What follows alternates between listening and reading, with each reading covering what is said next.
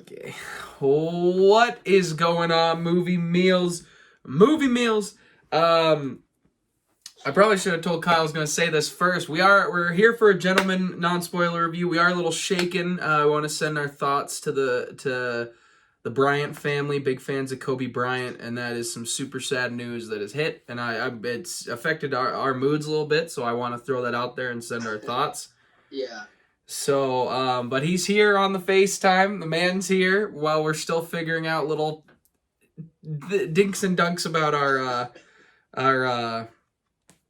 channel. But yeah, let's get into a non-spoiler review of The Gentleman. Kyle, why don't you start us off? What'd you think?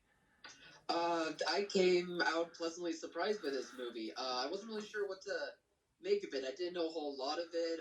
Like the poster and the trailers kind of made it look like it was an aesthetic similar to Kingsman, but I knew it was Guy Ritchie, and I knew there wasn't really any connection to that. But I wasn't really reading into what this movie was, so I kind of came in blind.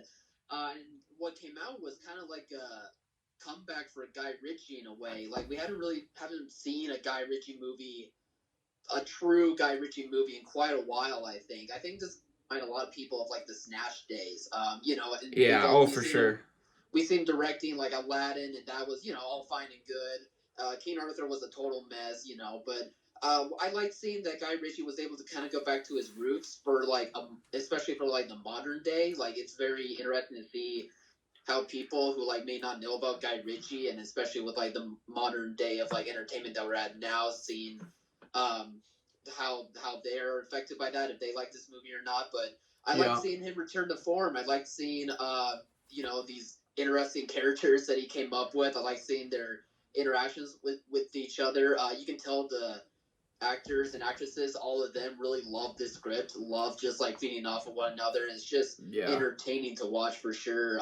It just feels like Guy Ritchie, and I think if you're a Guy Ritchie fan, or if you're just in the mood for something different, at least I think this could be a good January release for you to go check out at the theater.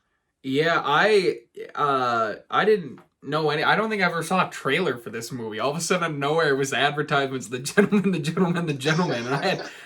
And then I looked up, I think it was the Rotten Tomato score, and it had like an 89 or something like that. And I was like, what on earth is this? And I knew it was Guy Ritchie, and I knew the cast from seeing some social media campaign stuff, but I had no idea what it was. I did hear the Kingsman comparisons where I saw a lot of people saying this should be in the Kingsman universe. And I was like, is this a comic base? What is this? And then I just went in like that, and I came out with my first thought of this is nothing to do with Kingsman. Oh, no, not at all. Oh, no, they're respectful Brits. We have to put them in the same universe. Like, what? But anyway, I loved the movie. I had a blast with it. The more I've thought about it, the more I really enjoyed it. I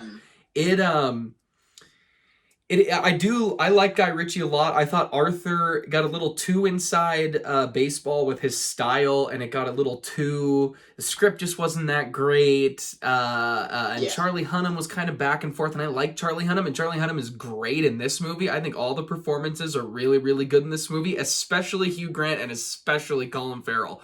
Those kind of stole it for me too. I was impressed. He was great. No, I liked him a lot, but every time Hugh Grant showed up or Colin Farrell did anything, the biggest smile on my face came up because I just really enjoyed what they were doing. And it is an interesting movie. It's a gangster kingpin movie, and I really like that. I like the McConaughey stuff. Everybody was really good. The wife was really good.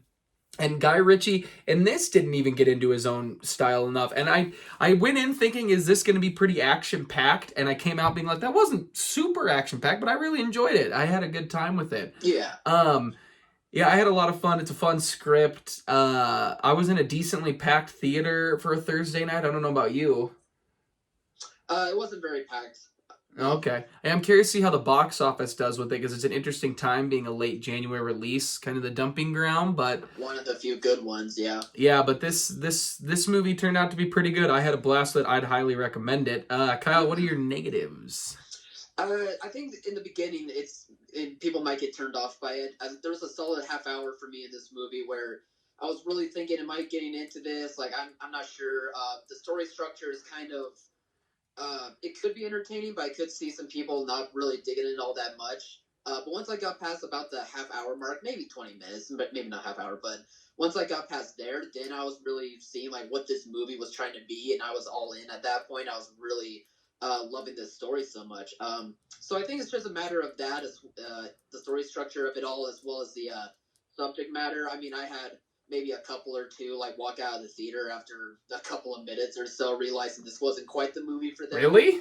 Yeah, it was. They were on the older side though. I think they were expecting something. I'm different. trying to remember how the movie opened. Oh, okay. I'm thinking about how the movie opens, so I don't know. That doesn't seem grounds to run, no, but it was just.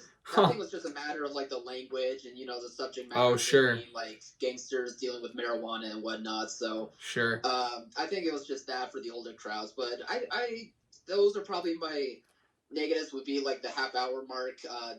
Was kind of where I wasn't quite too sure. Like it doesn't really hook you right away, but it makes up for it towards the tail end. I do want to add a quick positive. The guy, I am forgetting the actor's name, but he is in Succession, and he plays. Oh, Jeremy Strong. I think Is so. that the guy? Yeah. He was wearing all the fedoras and the fun circular Harry Potter glasses. Yeah. He was great because he played a very different character off of his character in Succession, which is or the other smaller roles I've seen him in, like the Big Short. He's a very different character in this, and he's kind of similar, but he plays it differently, and I really liked that. But anyway, my only negative is it didn't take me long to get in. I was in it pretty quickly. I do think it does because it does lack action. It then felt a little long. That we could shave a little bit off, maybe 5-10 minutes throughout the whole film to kind of tighten that movie up. I felt there were a couple scenes we probably could have either cut quickly or cut down. But overall, I had a really fun time seeing this. Good. So, yeah. Anything else you got? No, nothing else other just a shout out to Kobe's family and to all his close loved ones. Shame for his passing. And his daughter. We'll miss a legend for sure, but yes. For the movie, the movie is pretty good for a January movie. I was really happy with that. Yeah, please guys go check the movie out. Again, send thoughts all to Kobe, his family, the passing of his daughter, his other daughters, his wife, and just every legend and friend who knew him as well, and just everybody's struggling right now, a little bit of shock. But all right, guys, as always, thanks for watching, and we'll see you next time. See. Yeah, you do your thing.